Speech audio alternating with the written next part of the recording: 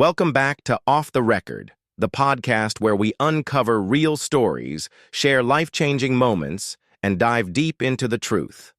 I'm your host, Nathan Brooks, and with me today is Sophie Taylor, a woman whose personal story really resonates with the theme of trust, betrayal, and resilience. Sophie, I know you've been thinking a lot about a particular story recently, one that really opened your eyes to how fragile trust can be when it comes to our health. Hey there! I'm excited to be here today and share something that really changed the way I view life, trust, and even the healthcare system. It's a story that's still a bit raw for me, but I think it's important to talk about, especially in a world where we often blindly trust the experts. Sometimes it's easy to assume that the people we rely on have our best interests at heart, but this story will challenge that assumption. I'm really curious to hear what's on your mind, and I know our listeners will be too. What's the story you're sharing with us today? Well, today, I'm sharing the story of Anthony Olson. He's someone I got to know through a heartbreaking journey, one that truly opened my eyes to just how vulnerable we can be in the hands of people we trust. Anthony had a dream, like so many of us. He wanted a career, a family, a life where he could hike Montana's trails with a loved one, explore the world, and feel like he was in control of his future. But instead, he got a diagnosis at just 4 years old that set the stage for years of suffering. A diagnosis at just 4 years old? That sounds like a huge burden for someone so young. What happened? Yeah, it was. At age 4, Anthony was diagnosed with type 1 diabetes, a chronic condition that would impact almost every aspect of his life from then on. From a very young age, he had to monitor his blood sugar, rely on insulin injections, and face countless medical appointments. But while diabetes was a heavy burden to carry, the real battle began much later. By the time he was in his early 30s, he'd already faced so much: anemia, a failed kidney transplant, and the harsh reality of being on dialysis. But despite all that, Anthony still held on to hope that he could live a normal life. He moved out of his parents' house, went to college, and tried to build a future. He even hoped to one day live the dream of hiking Montana's trails with someone special. But life had other plans for him. That's incredible, considering everything he had to go through. But then, it sounds like it took a really dark turn, right? Exactly. In early 2011, just as Anthony was starting to feel like he could get his life back on track, everything changed. He was diagnosed with myelodysplastic syndrome, or MDS, a blood disorder that's often referred to as pre-leukemia.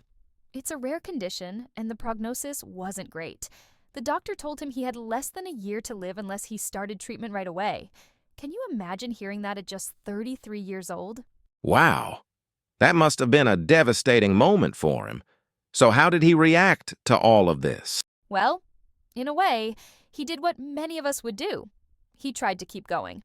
He started a rigorous treatment regimen that included chemotherapy. For nearly 9 years, Anthony went through cycle after cycle of chemo, blood transfusions, and other harsh treatments. But here's the thing: no one ever questioned the diagnosis or the treatment. He trusted his doctor, Dr. Thomas Weiner, completely. Dr. Weiner was the head of the cancer center at St. Peter's Hospital in Helena, Montana. He was well respected, had years of experience, and to Anthony, he was a lifeline. That makes sense. Trust in a doctor can be so powerful, especially when you're fighting something as big as cancer. But it sounds like that trust might have been misplaced. Yeah, exactly. As time went on, there were signs that things weren't right.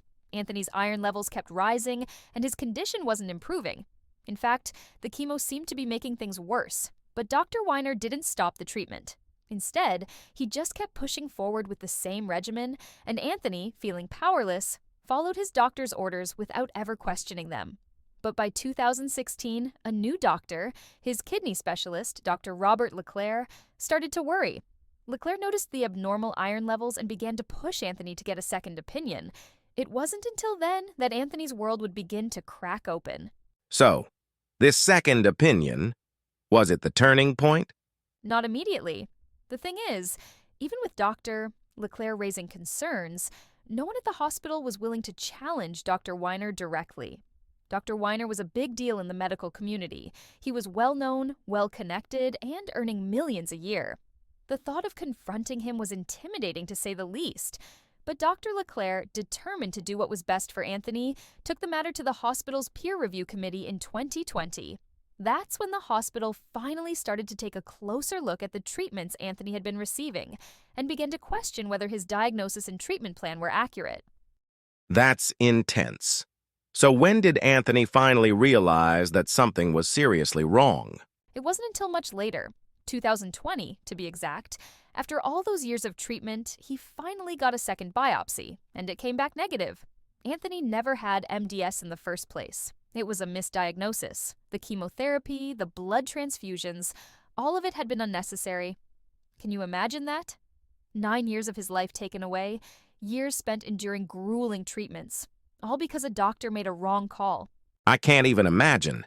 9 years of his life, years where he could have been living differently, doing things he loved, instead of being trapped in this medical nightmare. That's just heartbreaking. How did Anthony feel when he found out? He was devastated, but also, in a strange way, relieved.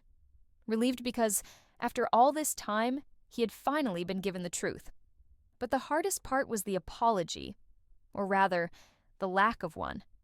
All Anthony wanted was for Dr. Weiner to admit that he made a mistake, but that never came.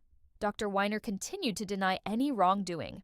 In fact, he never acknowledged the harm done to Anthony. It was like the emotional damage of being betrayed by someone he trusted was even worse than the physical toll the treatments had taken on his body. That's tough. It's one thing to survive something physically, but to carry that emotional scar, that sense of betrayal, and never get the closure of an apology, that's a whole different kind of pain. So, what happened next for Anthony? In 2023, after everything he'd been through, Anthony finally received a kidney transplant. He's on the mend now, but the trauma of everything he went through, especially the betrayal, still affects him. And that's why this story stuck with me. It shows how important it is to trust our instincts, even when we're told by the so-called experts that we're wrong. The healthcare system isn't infallible, and sometimes we need to challenge it, even when it feels uncomfortable. It's such a powerful reminder to always question things, to never take our health for granted. It's easy to put our trust in the hands of those with more knowledge, but this story shows that we must also advocate for ourselves, no matter how intimidating it might be. What a journey for Anthony. I'm so glad he's got a second chance at life, but it's tragic that it took so long for him to get there. Exactly, and I think it's a wake-up call for all of us. If something doesn't feel right, speak up. Don't let fear or blind trust in one person lead to years of unnecessary suffering. We need to be our own advocates. That's incredibly important. Thank you for sharing this story with us. It's a difficult one, but it's so crucial for people to hear and reflect on. Thanks for listening. I hope it makes people think a little more critically about their health and their doctors. And for anyone out there going through something similar, don't give up. Keep pushing for the answers you deserve. Absolutely. And to all our listeners, we'll see you next time on Off the Record. Stay informed, stay curious, and always keep questioning.